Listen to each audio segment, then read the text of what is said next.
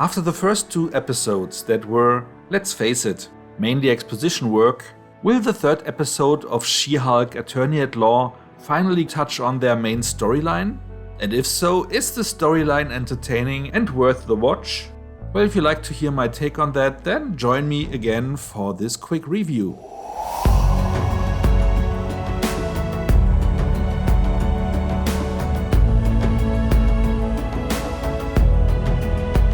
Episode 1 was mainly her backstory, how she became the She-Hulk.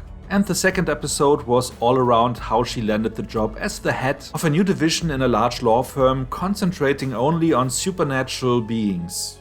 And this is where episode 3 starts. After learning that her client, Emil Blonsky, previously broke out of prison to fight in an underground cage match in his abomination form, which was just announced all over the news including video evidence, Jennifer learned that Blonsky was forced to do that by none other than Sorcerer Supreme Wong, who needed a worthy opponent to fight against in his challenge to become the Sorcerer Supreme. With the testimony of Wong, which basically proves that Blonsky is innocent, at least for the prison break, and even willingly returned into prison, though he was offered to stay in exile with the Sorcerer Supreme. And a quick proof by Blonsky himself that he can control the monster inside even if it would get out, his parole was finally granted, with a caveat that he is not allowed to ever turn back into the abomination. All the while, in the B story, her former colleague Dennis Bukovsky is hiring her firm and thus is being represented by her colleague Puck. The reason? Well, he was defrauded by a shape-shifting trickster from New Asgard, the light elf named Runa, who pretended to be Megan the Stallion and thus made Dennis pay for so many presents that he at the end was out of almost $200,000. And once Puck learns that Dennis also was delusional all the time when working with Jennifer and her paralegal Nikki before, he found a perfect way to win his case too. Alisa wrote in the comments for last week's episode that they should have combined episode 1 and 2. I'm doubling down on that, saying yeah, they should have actually streamed episode 1, 2 and 3 all at the same day. Because now we finally get to see how the show is likely to be going forward, which seems to be concentrating on the lawyer angle, which I, as I said last time, pretty much prefer to being a sitcom. So let's hope that is what they actually do, because otherwise I might have to revoke my previous comment. Personally, I think this episode held some very nice surprises, but also came across with some letdowns.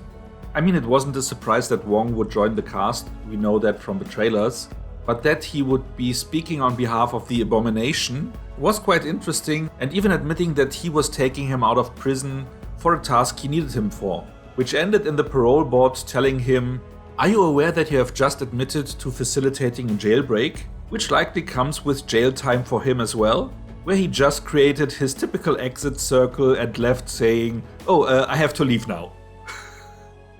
On the other hand, it was only mentioned in this parole hearing that Blonsky is now in control of the creature, but it was never mentioned that from the start it wasn't even his fault that this creature was being created inside him.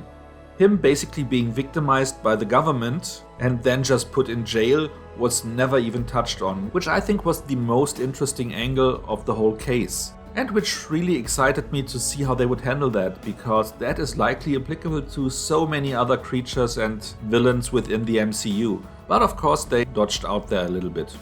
In this episode, this breaking of the fourth wall was really coming across as quite annoying actually, because the 2 instances I remember were just comments on the screenplay to preemptively take away possible criticism that the show and this specific episode might receive.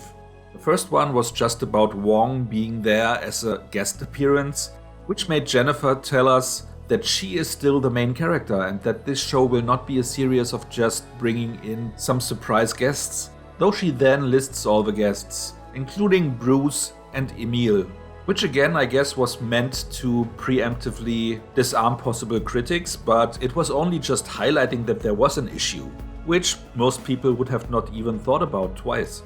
And with the second instance of her breaking the fourth wall, it was basically just the screenplay writers tooting their own horn, because they were highlighting how well, in one specific scene, the A and the B story of the episode were connected, which also came across as quite lazy. And I mean, ultimately there's a reason why everyone working in films is saying that the narrator voice from the off is the cheapest means of telling a story, with that fact just being highlighted if that narrator voice is the main character addressing the audience directly. That should only be done if it adds to the story or at least creates humor, and so far I think those comments were not really that funny. Maybe there will be future instances where it works better, but so far I think it's a miss to have her break the fourth wall. And speaking of mistakes, I also think it was a weird decision to bring in Megan Thee Stallion just to promote having her music in the show and for a quick cheap side gag. I guess it was intended to come across as quite a cool thing, but especially the mid-title sequence where both of them are twerking in her office for the whole world to see was just weird and seemed like a cheap cash grab. It really reminded me of a cameo Cardi B had in Fast 9. Which was also unwarranted and came across as quite strange. If you do a cameo, it should be for a fun effect or for something other than just being a cross-promotion. Which it was, or at least for me felt like this. Oh, and before I forget it, the CGI was quite strange this time around. It was not that they were botching the fine detail again like before, where you would never be sure if her face comes across as too smooth or not. Because this time you didn't even pay that much attention to it, as the whole animation seemed off. Every time you saw her as She-Hulk, her movements were so obviously artificial and coming out of a computer that you never were completely convinced to see a human being moving across. In that regard, the CGI in this episode was worse than in the two before. I hope this is not a trend that will be continued in the next episodes, but as we have heard previously that the budget was a little bit cut down and they had to save some money on the CGI for her, I assume they were cutting corners in the same way as they did today. So we will see. Hopefully I'm wrong with that, but you never know. Now, before we get to the rating, let me ask you to like and share this video if you enjoyed it so far. And if you are not a subscriber yet, maybe consider to change that. By also hitting the notification bell, you will get a heads up for most of my new videos. So, now for the rating. To be honest, I think the rating for this episode was tougher than for the two previous ones. Because on one hand, the episode made good on the promise to actually tell a consistent story this time that is not just exposition.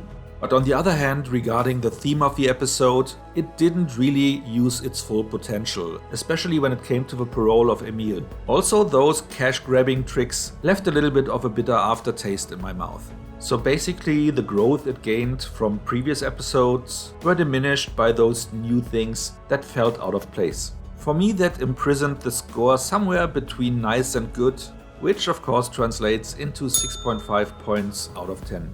I would have scored it higher if I would have enjoyed the humor more, but there wasn't so much you can actually call funny. Which is weird because I still hear that they are pushing this idea of this being some kind of a sitcom, which some of the tropes they are using are really playing into.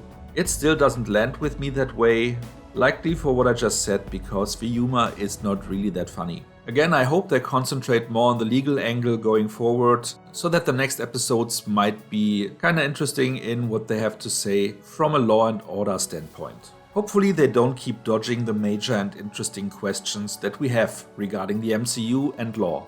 What do you think about this episode? Were you happier with it than with the previous ones, or were you also caught in the middle between liking it more but also feeling let down by other things? Let me know in the comments what you liked and what you would have hoped for to be different. So much for now, see you next time and thanks for watching!